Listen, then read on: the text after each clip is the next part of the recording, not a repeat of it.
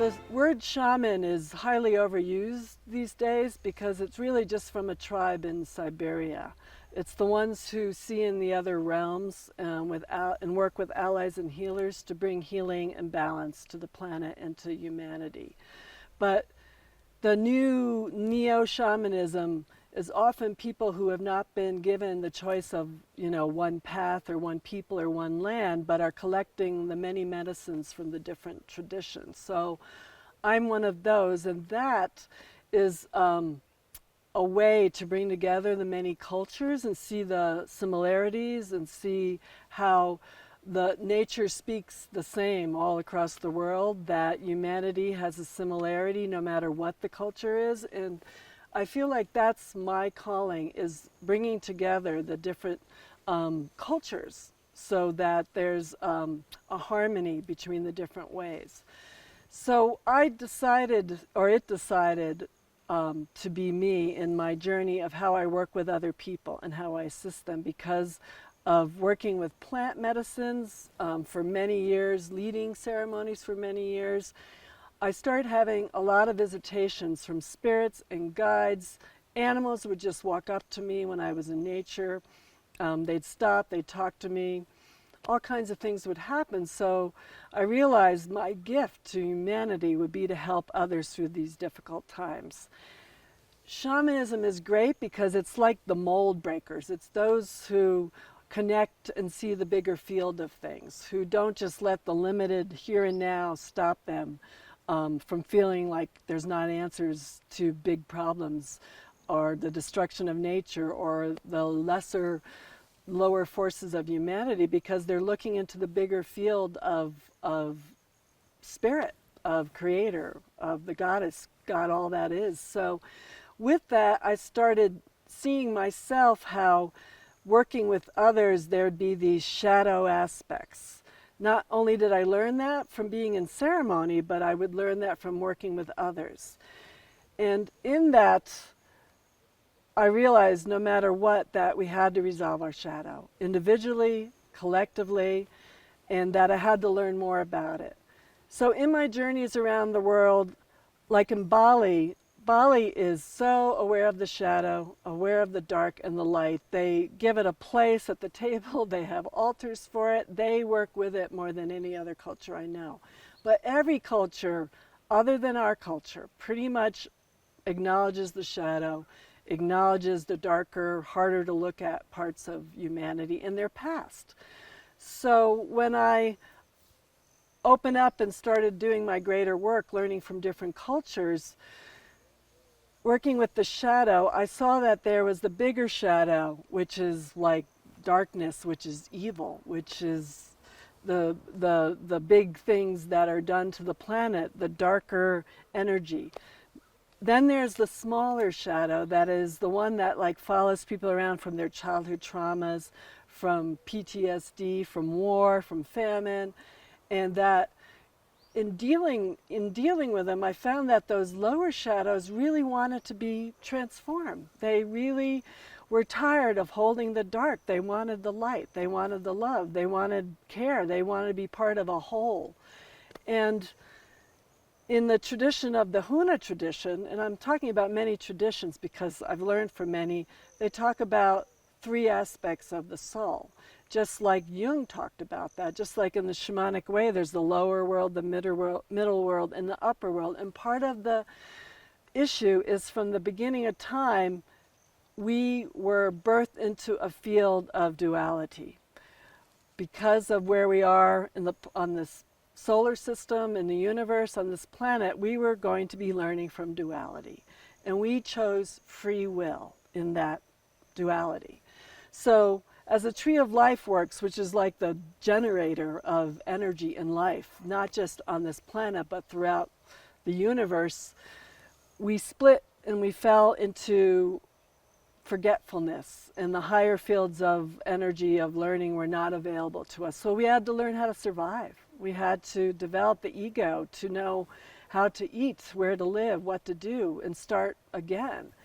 And in that journey, the ego started thinking it was the bigger energy, that it was the chief instead of spirit.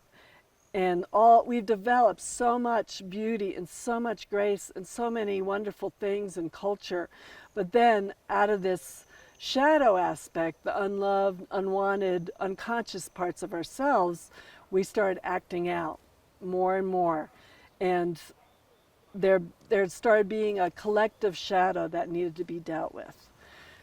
During this time of paradigm shift, 2012, the epicenter of this shift, we've shifted already, like this is the fourth world and there's a fifth world that's being asked to be opened up to.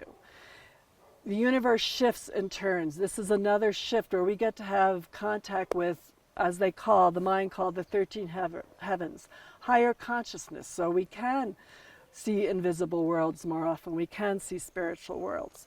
And in that, it's helping people grow and evolve in ways they never could in the past, unless they're part of initiation rites. Now, everyone can grow. Everybody can be part of this change, this paradigm shift.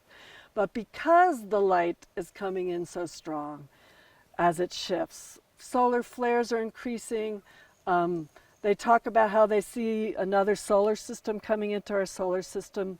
The corona is brighter than it has ever been. I mean, scientists are seeing these things. We are being forced to face our shadow at ever increasing rates. The Hopi talk about in 87, the 25 years of purification started. So more and more negativity started appearing. Since 2012, which was the epicenter of the shift, it wasn't going to happen overnight. We are in the in-between realms, as they call it. And in that, negativity is getting worse and worse. People's shadows are coming to the light because we need to resolve them. We can't fit this separation of the worlds of our own consciousness into this next realm. So it's being amplified. We're being forced to find solutions that are bigger than us. They're not just based on logic. They're based on a whole different field. We can receive help from our own higher self, from our guides, from our spiritual connection. Without that, we're just hitting ourselves and going around the same wheel again and again and again. We have to do it differently. We cannot do it the same. And it really does come from personal growth, personal peace, personal work. So part of the journey is to find your own connection, your own spiritual path. Be it in nature, we're in this lovely place with all these birds and all these trees, to find it through taking time to slow it down, because time has sped up. The Mayans have spoken about this, that we'd be in this time of no time as we go into another dimension. And with that, everybody's going faster. I mean, it's not just the age of technology, even though that's part of it. It's actually our protons and electrons are moving faster. Scientists are saying that. They're seeing protons and electrons do things they never have done before. So we have to learn how to slow down. We have to know how to take time to go within. We need to find a daily spiritual practice as simple as taking 10 minutes. I sometimes only take 10 minutes to go meditate, to go put my intentions, my offerings outside. And we have to find a way to do that. If we keep running at this pace, we're going to lose our connection to ourselves.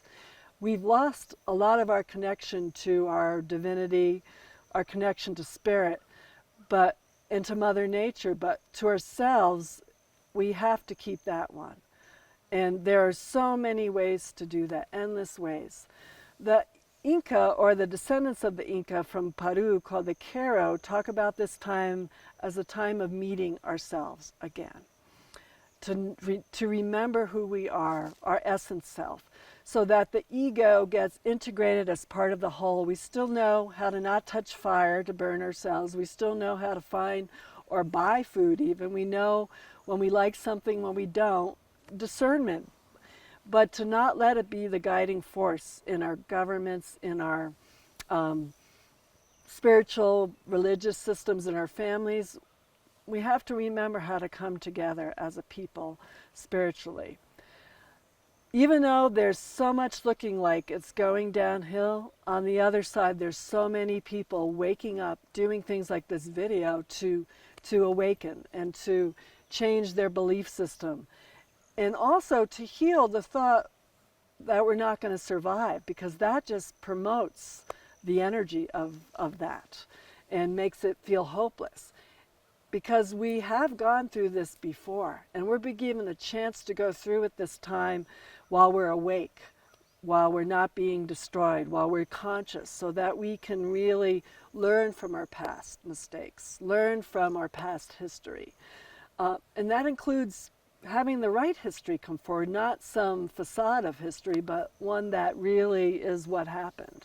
And then we can learn what works, what doesn't work. In the past, in traditional societies, in small villages, there was always shamans, healers, medicine people that when someone had a trauma, they were attacked by a bear, whatever it was, someone died at childbirth, they had people come in and the whole community would do healings for everyone. They would not ignore that.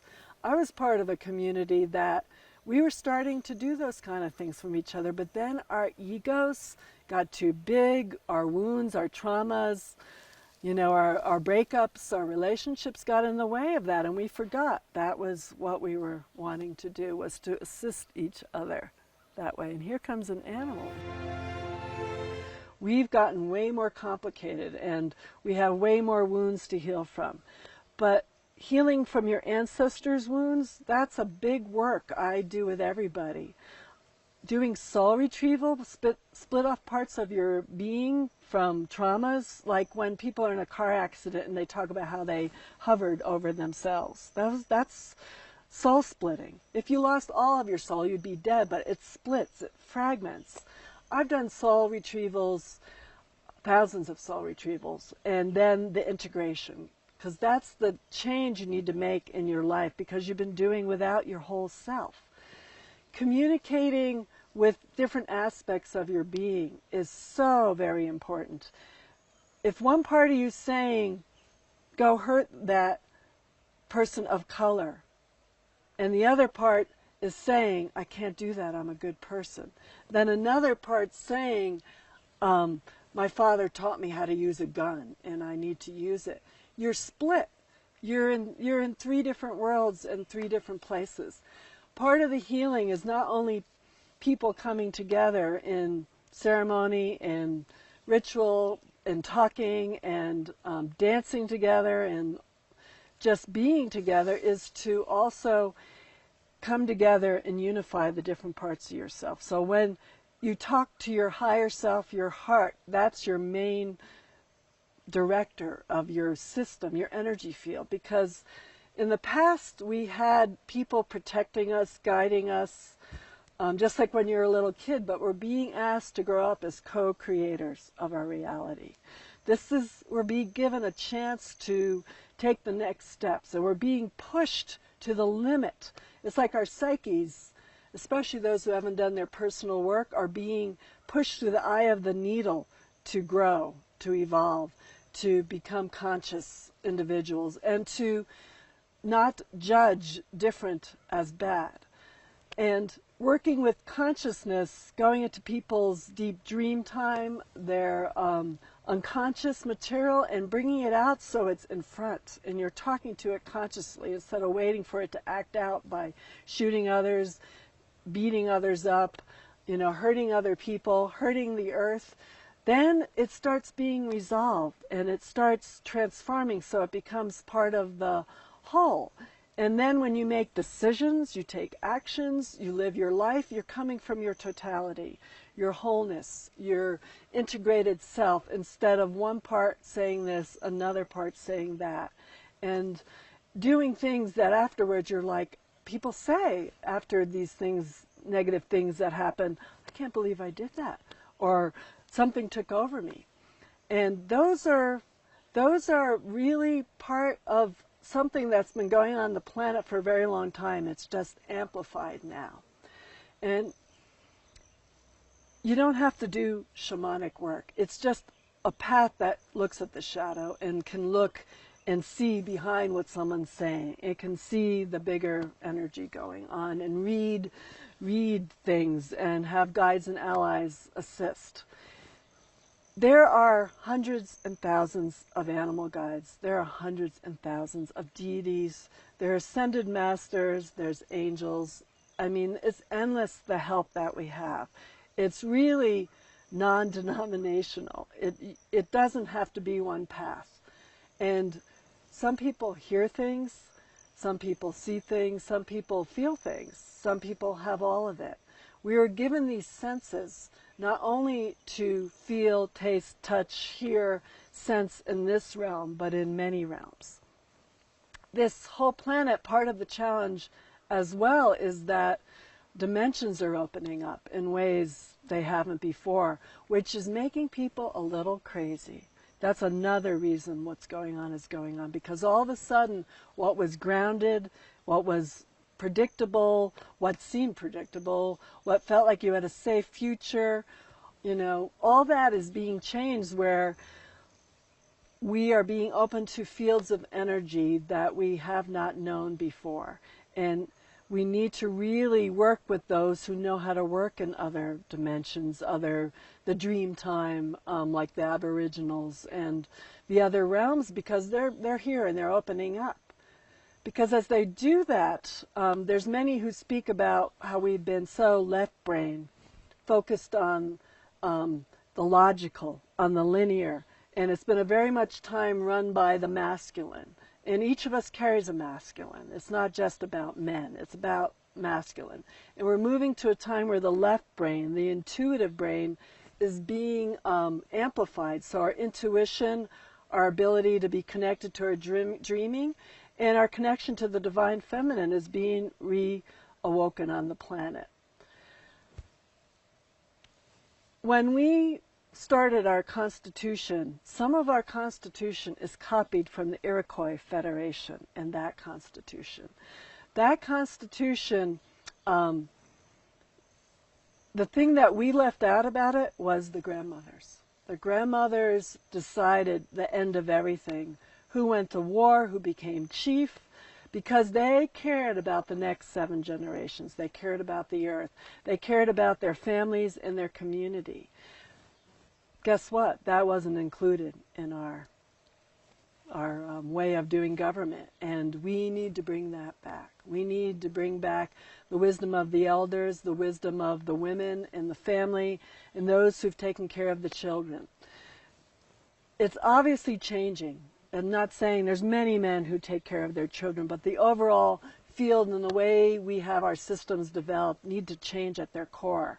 And it's not just all women are conscious or men are unconscious. It's about an energy of femininity, divine feminine in all her forms, which includes the earth and how we treat her. Because without that one, without being conscious, we can fight, we can kill each other, we can destroy, but we destroy this one, we have nothing. We're just playing stuff out and ruining our home. So this time of awakening, we are now in that choice factor. It's getting so negative that if we don't wake up now, then part of society is really going to go one way, and it's not a good direction. But if we use these challenges to awaken, to do our personal work, to take time to be with ourselves, to remember the basics of caring and of working through things, communicating, the basics of society and what we know works, then we're going to keep being challenged. This light, this energy coming onto the planet is not a mistake. It's there for a reason. So in the choice factor, because duality is being amplified, being in the center, coming to your own center and learning how not to react and how to witness and watch what's going on is so important. But I find for myself as well as others that it's very difficult to do that unless you've resolved some of your own trauma and your own states of PTSD, but not only from this lifetime, but from other lifetimes, because they're being amplified and being asked to resolve. Because not only with the traumas healing, you're bringing back the gifts, the knowledge that you used to have that shut down from the past. And it's on the land, just like the Middle East. And Dene woman, a Navajo woman I know, went to Europe to heal the past mistreatment of women during those times on the Inquisitions and the burnings and all the rest. She took a group of Native women and from different countries and did healing on the land and with others, because it's part of the memory. And if we don't resolve those things, they just keep regenerating. And when we have things that are similar to things that have happened in the past that disturb us, like some of these things that are happening to school children, some of these things that are happening to people of color, to police as well, are from traumas. And if they don't get resolved, then it's very hard to be from that place, that middle path, from that place of being of more loving nature and kind and considerate. They get amplified. And they're being amplified, and then fear starts running rampant. Fear of the other, fear of the different, fear of your own shadow. And so we have to really, each person has to find their place to get help. And then with that, find better ways of living, where we're not so separate from each other, where we don't talk about what's going on in families, where we don't believe there's a greater spiritual energy around everything. Everyone, everywhere. And it's not, you don't have to pick a religion. It's really a universal spirituality that's around everything, that includes everyone and includes everything. It's not separatist. So through this unified field that's coming back to the planet, it's like a line of light. A friend of mine who's a scientist said even scientists a few years ago reported there was like this line of light coming from the center of the Milky Way into our planet they had never seen before. There's scientific things to support this otherworldly so-called knowledge, and it is trying or working or encouraging us to unify our energy fields. And when that happens, we have to face everything that is either way to the right or way to the left. You see it in our Democratic and our Republican parties. You see it with masculine and feminine energies. And as we learn to unify in our own selves, then we are part of a solution. We find solutions that come from wholeness in all parts of ourselves speaking together. And we do not end up reacting as strongly to what's going on because we're in the now. We're in the moment, enjoying and creating, because the new energy, as some people have spoken of, is about learning through creativity and what inspires us. It'll be learning and growing and evolving, which is why we're here, from that instead of what doesn't work, because we don't want to suffer. And changing because we don't want to suffer anymore. It'll be we're being drawn to evolve because it feeds us, because it expands us, because we're enjoying it.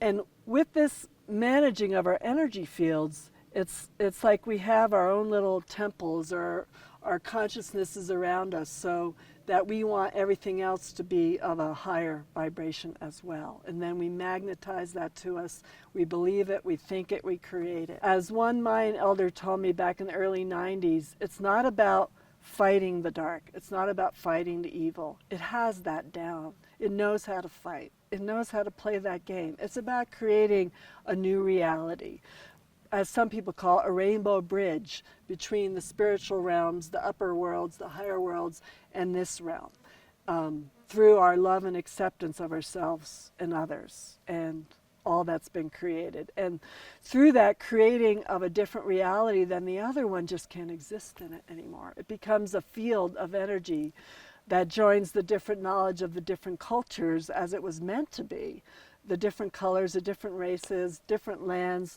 so that we actually have knowledge and gifts and solutions from the many, not thinking just one culture, one way has it all. And that's part of what's happening in many conferences, many different ways of learning now. It's about unifying. When I worked on the Pueblos, I really looked into that because of the past and what had happened. And that culture, in my own knowing and my witness and living in the middle of all that for a while, was that it forgot about spirituality and about the earth. And it was focused on conquest and acquisition and greed. And that's what got in its way. It forgot that the Pueblo people, every community had its issues. There's no perfect cultures. We're all learning in this field of duality. But they were living in community, and they were living with what they had. They weren't wanting to acquire more. They were surviving but happy in their way of living. Where the Spanish culture was conquer, it's mine. It's something to take over. It's something to acquire instead of something to work with and something to learn from. And that was, like the Pueblo way, something they continue to this day is feast day. They they invite strangers into their house, and the women work all day for days, for a week, to feed the people. They still do that, and they were doing that way back when as well. So they remembered that we're all connected, we're all related. And that was something that the Spanish were forgetting. They, like many cultures, were believing that they were dominant, they were better, and that they had the answers, and that they deserved the land, it didn't matter, it was somebody else's. So I've learned a lot from indigenous cultures. I'd say that was a big one. And when you visit many cultures across the planet, they are that way. They take you in as if you were one of their people. And even though they've learned some things from being conquered, or not conquered, but what's the word, taken over, and trying to now reclaim their cultures about defending themselves and hiding themselves and feeling separate, but a lot of them still carry that knowledge that we're all connected and that we're all part of everything. So they don't deny. So even the shadow, like I said before about the Balinese culture, is not hidden. It's something that is out and about and talked about and acknowledged. That I'm here to evolve and that I can never stop. And that means in every way. From the way I deal with my clients, I have to grow, always to do it better. For the way I talk to everyone on a daily basis, the way I work with the earth, and how I bring spirituality in. The journey is to not be afraid of death, not to be afraid of change, not to be afraid of the other. And it's to always know that I'm being supported by spirit, whatever I'm doing, and that if I'm not meant to be here, or if I'm meant to have challenges, that's part of my growth, that's part of my journey. Because the journey continues again and again and again. I have that in my own memory. I've helped thousands in their own memories, and that our souls continue in other dimensions and places. So it's not that death is there as a teaching, and it's there as like Native people say, today is a good day to die. It's good to go back to spirit, to source, and get cleaned up and begin again. And sometimes the particular life we're in may be too challenging. It may be too hard sometimes for people. And it's not about taking your own life. It's just saying, maybe it's I'm done. Maybe I'm not. But that's between you and Creator.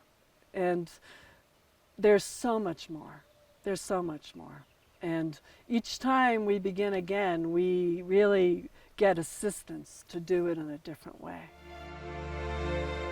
My lower self, my basic self, my mini-me, my unconscious self, my shadow self, the part of me that's difficult to look at sometimes. And I feel like I've been facing my dragon a very long time. I think it started as a teenager. I was aware of those things. And I can't even say one particular thing other than maybe my anger sometimes at the at the treatment of Mother Earth and of indigenous people. I'd say that's a dragon in me still. The way I work with my dragon, and I work with transforming or assisting others to transform their own, is to be very honest about what I see, what I feel, what's going on for me, and to take time to contemplate, take time to face it, not run from it, to realize what it is, to track it, where it started, not only in this life, but in other lifetimes. That's part of what a big part of my work is, the ability to go to the core, where that is, where that dark energy is. I actually use my visioning to track it. And I can see it in others, I can see it in myself, and if I start going blind about my dragon, I get help by healers and people I know I can trust who assist me, because we all go a little blind when it comes to our big dragons. I ask what its purpose is, what it thinks it's doing, how is it helping me, and then I often actually ask it to do a different job. I give it a different job. Instead of fighting me and resistant growth and change, I say, why don't you learn how to do this? Because a lot of our dragons are a part of us. They just ended up trying to protect us and ended up becoming negative dragons. Because when you use the word dragon, because dragons have a bad rap, and I know you're just trying to get the question answer, how do we work with our dragons? But dragons actually, not to change the topic, were there as our original elementals who developed the earth and then became the enemy. And it's like it's really a good word in another way, because it's how to assist that part of us that went underground, became hated, became unloved, and to love it back as well. To say, I'm so sorry you went into the dark world, and I forgive you, I forgive myself, let's bring you back. And there's a real basic thing that it's a Hawaiian way called Ho'oponopono, which is a much more complex teaching, but it's about saying, I love you, please forgive me. And you do that to yourself, your shadow, again and again and again. You can see in the planet right now what happens when you don't face your personal dragons. People start getting angry, they start getting depressed, they start getting disconnected from themselves, from others. The negative ego or negative dragon becomes more real than their actual unified spiritual self. They start trusting that voice instead of the voice of their higher consciousness. They react. They don't know how to stop and be present. And then systems, governments, war, all those things just continue, and it feels like it has power over us instead of we are the, what's the word, the vision, we are the sayer, we are the one that focuses and intends. There are so many mentors on the planet now. There's so many people who've been through the journey, both young and old. So one just starts asking to start with, for guides, for allies, for mentors, and then do the search, the journey. Like many people who have found me said they just went on the internet and started searching spiritual teachers, shamanic teachers, helpers, therapists, and then just finally like something told them this is the right one, and they made the call and they took the journey. And as far as guides and allies in other realms, sometimes people need help. Many people have come to me, and I know many people come to other shamans and guides and also spiritual teachers to do that, just to open that doorway, because we were told that we weren't allowed to do that by many paths and other ways, saying you had to always go through someone. It's not that. You can do the journey, but sometimes you need help to find your own personal guides and allies who are just right next to you, right there, working with you. Well, in the book that I wrote, which is called Journey to the Fifth World, and then second part is called Coming Full Circle, because in order to take this next leap into another level of consciousness, which many call the fifth world, we have to complete this journey we've been on. We keep thinking it's a path, that it's a one-way journey, but it keeps repeating itself. So the pathway is like what I've kind of put together is what I see people need for healing. And so I think I've talked about it some, but it has to do with past lives, has to do with trauma in your ancestry, has to do with your where you come from, like your ancestry as far as like the lands you've come from, the healing of that. It has to do with feelings where your ego has gotten out of hand and how to bring that back into the center. Has to do where different aspects of yourself have been split off in soul retrieval and loss. Has to do with coming back to nature, coming back to nurture, coming back to your connection with source and spirit. And I put out a path because of what I've learned studying with indigenous people, working with medicine wheels, working with animal medicines, bringing in your connection to your power animals, has to do with connecting with your guides, has to do with your dream time, learning how to work with your dreaming. Like in cultures in the past, people shared their dreams. They were part of their consciousness. And we now, just complain about we haven't slept instead of, wow, okay, I didn't sleep, but what did I dream? Maybe I remember my dream and something good happened out of that.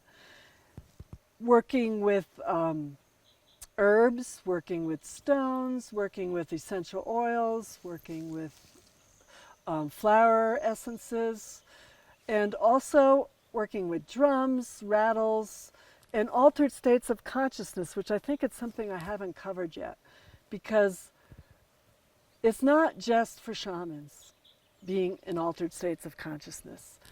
We all are existing in an altered state of consciousness to some degree these days because of the way the doors are opening up to spirit.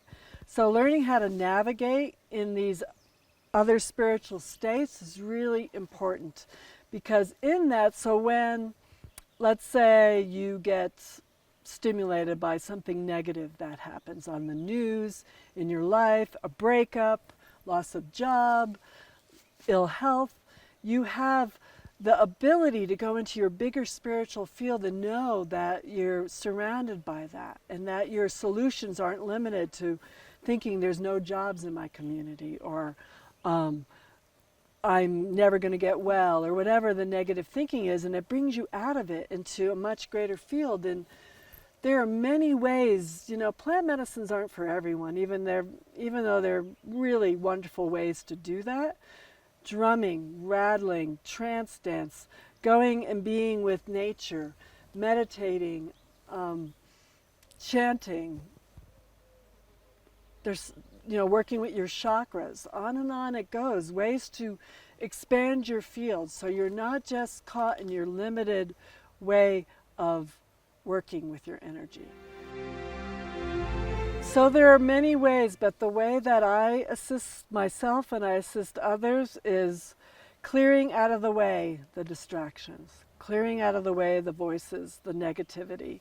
And you can do that by meditating, taking time for yourself, and going in nature, but also journaling, going on a shamanic journey, which is like shamanic journey, that's a whole nother subject, but it's where you get in an altered state and you ask for a guide to help you. One shows up, either the person starts seeing that and starts knowing their guide, or they ask for assistance with that.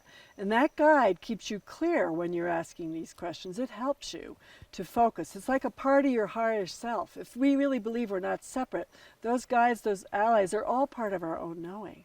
They're just reminding us of what we already know.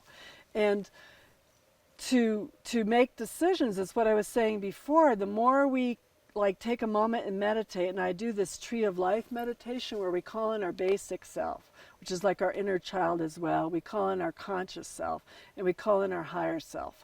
And we call in our guides and allies. And you put yourself in a sacred tree. It may be one in your yard. It may be one that you know from from childhood or travels. And you ask to unify all your energies, for all of them to come together. And to take a moment to see yourself in that tree connected to all parts of your being. And then you ask the question. And when you journey, you're being led on a path that takes you sometimes through nature, sometimes through heavenly realms. But on that path, you start seeing little symbolic signs. You develop your intuitive knowing and your trust in your intuitive knowing. There's also, like in the women's groups I run for 9 years, what we call womb knowledge. Men have womb knowledge as well. But it's that part of your, often you say it's in this part of your body, but it's from the earth. It's from you being connected to the earth, to it's watching the signs, the synchronicities in your feelings, and having them confirmed, affirmed. And you get like when you make a decision that feels good in all parts of your being, then you take the next step. We live in a world that is like a big web, like the internet is a big web.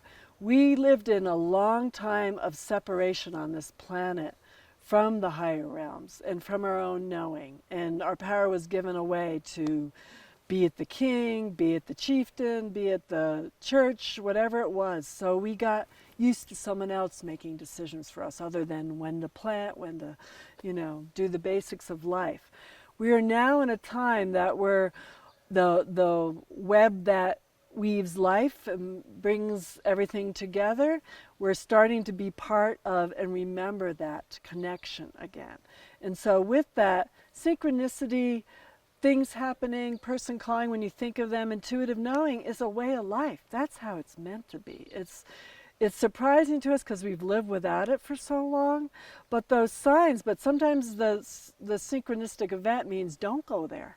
Sometimes it means, yes, that's the right person, or that's the direction, that's where I'm meant to move. So we have the synchronistic events, but we also have our logical mind. We have, I think I'm going to look at it further. I'm going to think about, like, let's say you're trying to move somewhere. I'm going to look at my health. How would I do living in a dry climate? I'm going to look at the job. And there, you have to look at everything. We've gained much knowledge, but synchronicities are just our connection to the universe. It's the way it has always been. It's our connection to another realm. That, like, we're on the web. It's like you're on the internet. It's like you're on that when you see a map of the earth and all the ley lines and all the energy lines, that we're part of it and we open up to it. So the messages are coming from outside and from inside. They're going back and forth. Have you ever gotten an aha experience where you just go, yeah, that feels absolutely right? Have you ever waited till you have that knowing? That feels like just yes. It's a practice. We are relearning how to trust that part of us and to get confirmations. So like in my work, because I work a lot with animal medicine, it's like one time I was returning a power animal to this man, and it was a hummingbird, and he wanted a wolf. He wanted the jaguar. He wanted something very masculine to him and powerful. And I was like, I said, hummingbirds are great. So didn't take his money, and he called me 20 minutes later and he said, I'm so sorry, there's hummingbirds at my door bombarding me. And he said, I apologize, I'm coming back now. So that was an affirmation, a confirmation to him that it was the right thing. So we are reclaiming, and one reason I work a lot with animal medicine, because thank goodness we still have animals, birds in our environment. I pray we continue to do that, because without that, we don't have life.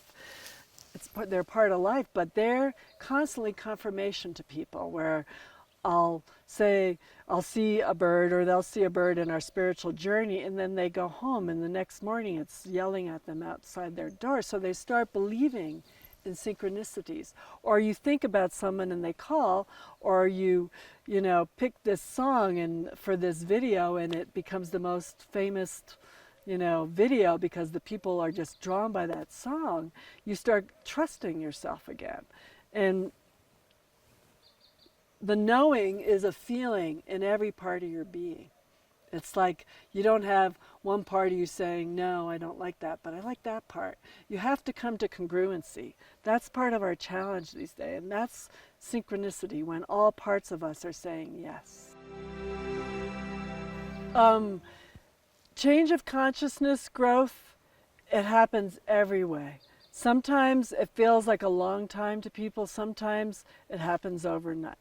Sometimes it's somewhere in between where like when they get a soul retrieval or something goes on where they start shifting an ongoing pattern, negative pattern, they wake up one day and they go, oh my God, for months now I haven't had that negative thought, I haven't done that. So often it takes a while, but on the planet right now, because of the doorway we're in, like I see people changing in ways they never did before. It's like the impetus, the energy to grow and to evolve. We're being supported.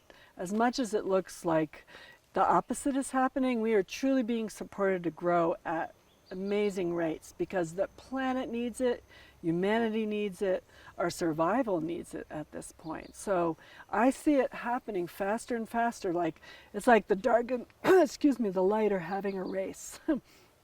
And the light is moving faster because the dark's trying to keep the old paradigm, the past, the fears present. The ego is what developed when we moved into this field of duality. And it developed for survival. It developed to discern, to learn how to survive in this field of duality. And it became like a construct or a energy field that believed its own identity was the ruling force. And it became out of hand. In traditional societies, they often wouldn't choose a chief even though they looked really good because their ego was too big. So they made sure they chose humble, someone who had wisdom and power but was still humble. But the ego, it has such a bad rap, the poor ego, but it's now become a bigger energy. It's like countries have egos. Families have a certain ego. Individuals have egos. And it was there originally to take care of us, but now it thinks it's the one that controls what we do, what we think, what we say, and it developed a pain body. The pain body actually kind of sits right on top of the inner child or basic self. And it wants to keep being fed by negative thought forms, by drama, by getting stuck in the past negative stories, recreating the same thing again and again. It has such power, or believes it does, that it will draw to you the same relationships, the same patterns again and again because it is afraid to lose its focus of power and not keep feeding itself pain. And as we resolve that, because you can even feel it when you're feeding your pain body, maybe you felt that before, it's like it can drive people nuts. It feels like they start having irrational thinking. It almost hurts right here. It feels like they're being attacked. It feels like they can't even think one positive thought. Everything in their life becomes a negative drama. Survival, it helps us survive. It discerns. Don't go there. Don't go into that dark alley. It's learned how to survive. It helps us know, don't touch the fire. It helps us identify, because part of our growth during this time of separation, there's positive and negative. It's not been all negative, is to individualize. That's like, how can you talk distance when it comes to dimensions and planets? But we're like on the far end of the universe. We're like this little post of, this dualistic world.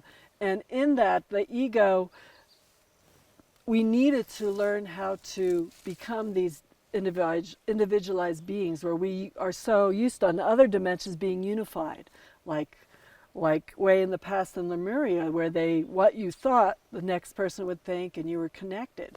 We're moving back to that again, and that's one reason people are going crazy too, because they're taking in others' energy. They don't know where the other begins and where they start, because they're being asked to grow and remember we're all connected.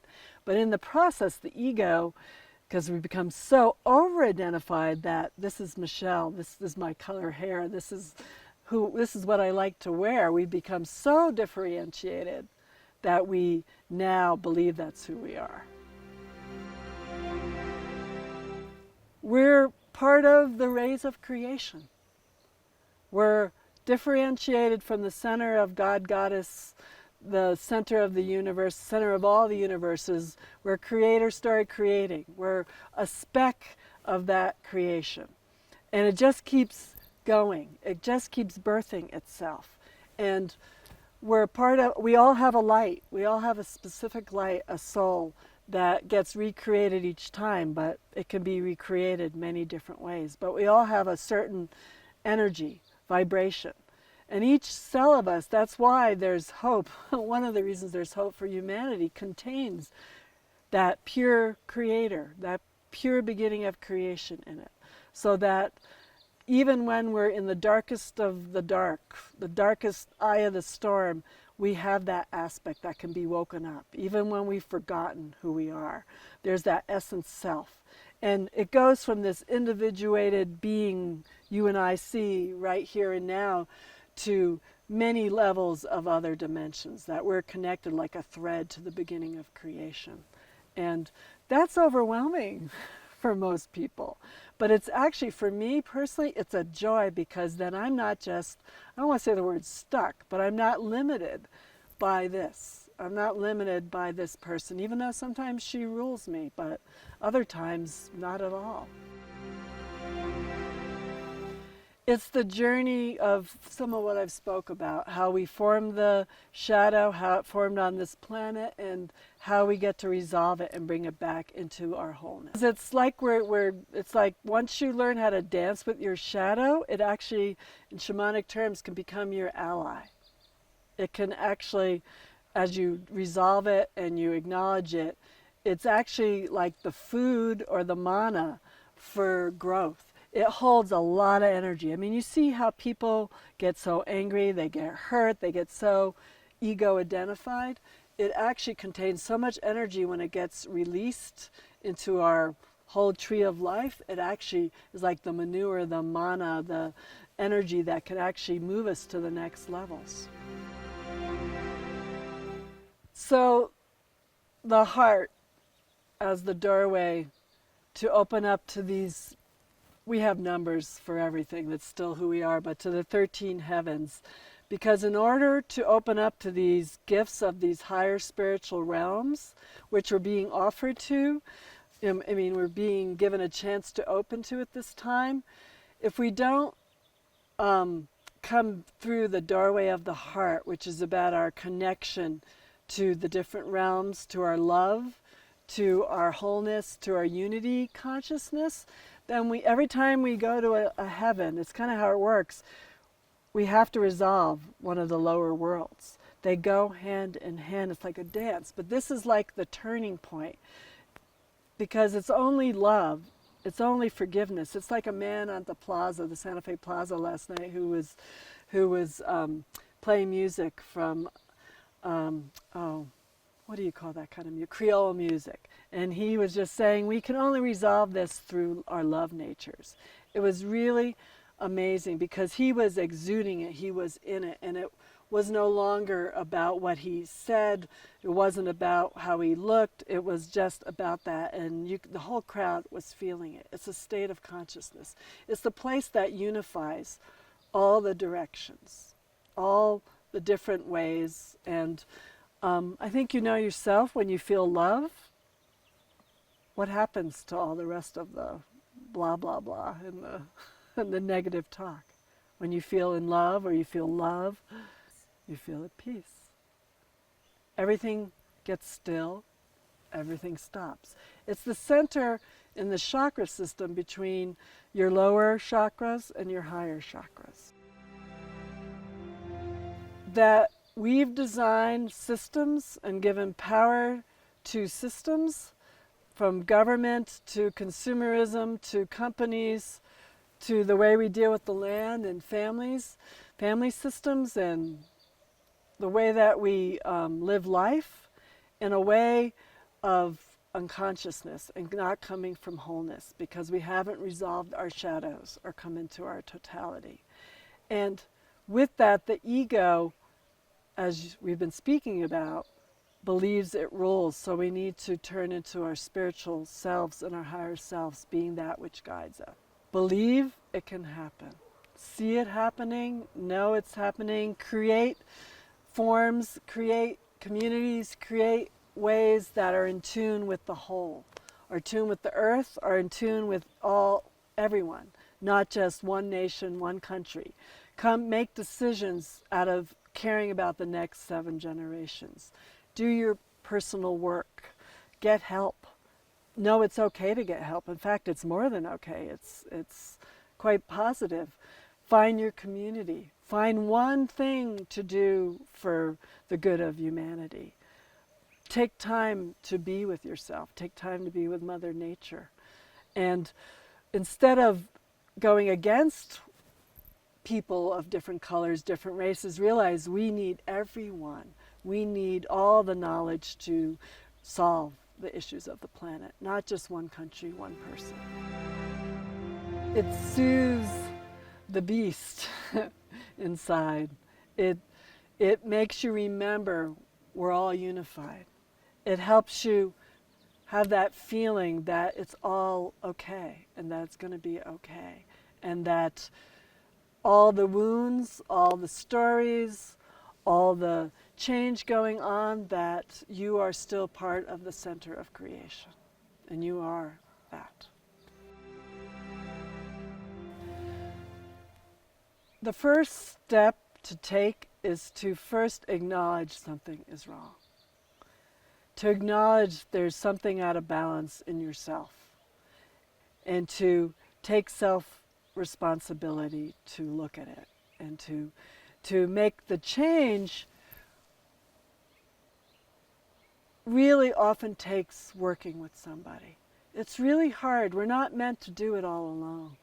We're meant, if it's from a professional, a friend, a family member, wherever, a spiritual being, a way of going and talking to somebody, going to a workshop, but going to a yoga class. We have to make an action, because if you just stay with yourself, which is the first step, to look within, to face yourself, often people get overwhelmed and they find it difficult to then take the next steps. So talk to somebody, ask the questions, do the inquiry. Reading books, meditation, movies, on and on and on are helpful, just like I know this film is going to be helpful to a lot of people. But often you have to go and ask for help, because that means that's a form of accepting. That's a form of looking. And doing it alone, it's not set up that way, even though everyone has to go eventually into themselves and do the journey of alone. That's meant for all of us. But in the journey there, it's been set up that we are meant to ask for help. And that's one of the hardest things for people, because of the ego. But I support anyone, because it actually takes more strength, more power, more self-love to do that than anything else. More grace, more ease, more joy, more feeling like you're part of a whole, that you're growing, that you're evolving, that your chance for a better life, more involvement in a bigger picture of evolving for not just yourself, but for your children's children, feeling better, healthy, sleeping better, just taking general better care of yourself, and living a positive life, and helping co-create a more positive life on the planet. So started studying with different people around the world as well. In that time of awakening, I was hearing a lot of talk about 2012, and that we were really needing to change, and we were given a chance to, that there was a shift in the cosmos, in the way the planet was, facing the star systems in the galactic center of the galaxy, and I saw things going on across the world that seemed to be amplifying the dark as well as the light, the goodness of humanity as well as the darkness. I started seeing how the planet wasn't having its natural cycles anymore of things, and started asking a lot of questions and doing a lot of research, as well as going to even more ceremonies. And I kept hearing that this time was prophesied by these different cultures, a time of awakening to our real selves and evolving the ego, transcending the ego, and a time to come back together again, where the wisdom of different cultures would be brought back instead of desecrated or destroyed. So even in the Hopi prophecies, they speak of this time as the time when the four nations would come back together. And each nation had the responsibility. The red nation of earth, the care of the earth. Yellow nation of air, like Tai Chi, Qigong from China, Asia. And this is very general, but then the African culture had the water, the care of the water, the emotions, the body, working with feeling states, and then our culture, the white culture, fire. So our culture, with the fire, with that responsibility, developed the bomb. We're just summing this all up. It's such a big topic. And in that, the misuse of power just got exploded, so to speak. And so we've been dealing with that ever since, that we have the ability to destroy each other tenfold. So with that, our country has big responsibility to resolve this. We're also the melting pot. We're where the many nations have come together or not come together. So with this change, the energies that have not been resolved from the last 26,000 years, which has been the Kali Yuga, as the Hindu tradition talks about, learning through suffering, learning from separation, then we can go either way. We are in that place right now where we need to resolve, have our personal healing. There's so many ways to heal. Pick your flavor, pick your style. The only thing to say to all this, I think, is that choose a path and find some kind of practice that you do. It can be small, it could be long, but it's the daily things that we do. Yes, the big healing, so that you even want to do that, is really important. But without some kind of practice to keep you aware, it's easy to lose that connection, especially as everything is changing on the planet and as you hear difficult things. And to remember that what you hear is not the only reality. There's a much bigger web growing on the planet than one knows of goodness and positivity and new creation energies. And that this, what some call, and I already mentioned, this rainbow bridge, is really there to help humanity reach higher levels of consciousness, that these other realms are becoming closer to us than ever before, so that we are not alone. We're in the web of evolving to higher levels.